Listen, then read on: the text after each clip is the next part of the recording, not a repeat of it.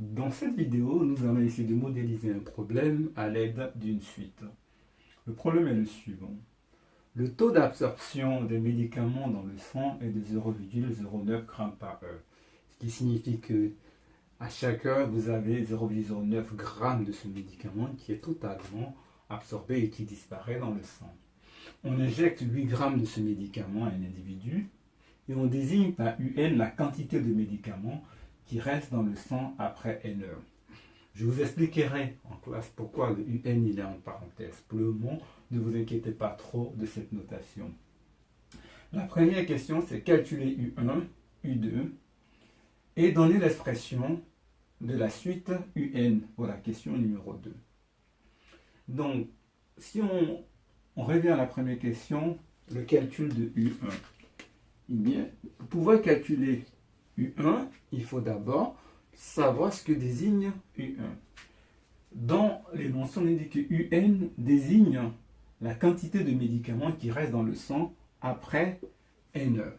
Donc, U1 va désigner la quantité de médicaments qui va rester dans le sang après 1 heure. Et donc, pour calculer U1, ce sera la quantité de départ moins la quantité qui a disparu au bout d'une heure, ce qui nous fait donc 7,91. Voilà la valeur de U1.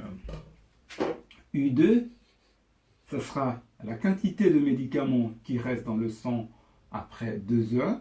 Donc, ce sera égal à la quantité de départ moins 0,09 fois 2, c'est-à-dire la quantité qui a disparu au bout de 2 heures. Et donc, ça nous donne 7,82. Maintenant, à la question 2, on nous demande de donner l'expression de UN. Eh bien, pour donner l'expression de UN, nous allons suivre exactement la même méthode que nous avons utilisée pour calculer U1 et U2. Donc, UN va désigner la quantité de médicaments qui reste dans le sang après N heures. Donc, ça sera égal à la quantité de départ moins 0,09N, et cette partie désigne la quantité de médicaments qui a été absorbée par le sang au bout de N heures. Donc voilà l'expression de notre suite. Ce type de suite est appelé une suite explicite. Pourquoi suite explicite? Parce que quand vous regardez cette suite, la seule inconnue est l'indice n, le rang n que vous retrouvez ici.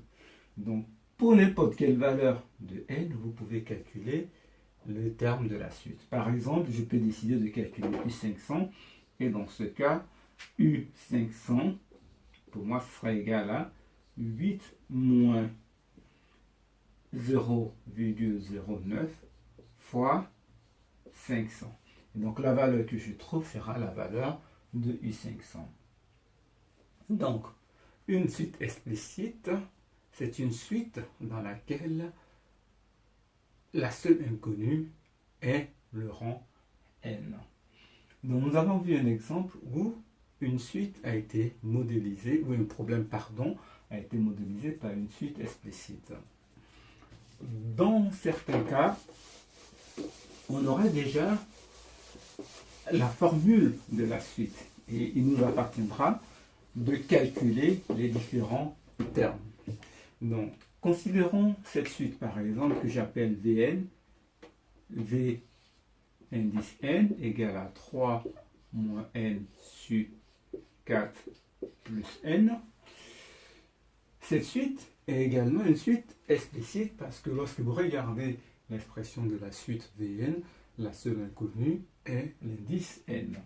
Si je considère une autre suite Wn égale à par exemple 2n carré moins 3n sur 1 moins n, lorsque je regarde l'expression de cette suite, la seule inconnue est aussi l'indice n. Par exemple, je peux calculer W4. Pour calculer W4, il me suffit de remplacer l'indice n par 4 dans la formule. Donc ça me fait 2 fois 4 au carré, moins 3 fois 4, sur 1 moins 4. Et la valeur que je vais obtenir, c'est la valeur de W4. L'avantage d'une suite explicite, c'est qu'on peut calculer directement le terme. Le deuxième type de question que vous pouvez avoir sur les suites explicites, c'est que vous avez l'expression de un, on vous demande d'exprimer un plus 1 en fonction de n. C'est une question qui pose pas mal de problèmes à beaucoup d'élèves. Donc je vous conseillerais de bien suivre la vidéo et aussi d'éventuellement bien suivre en classe lorsqu'on va détailler ce type de questions. Donc un, je vais réécrire un pour bien expliquer, c'est égal à moins 2n carré plus 4n plus 1. Pour calculer un plus 1, vous voyez ici l'indice n a été remplacé par l'indice n plus 1. Donc pour obtenir l'expression de un plus 1, il me faut remplacer le n dans l'expression par n plus 1.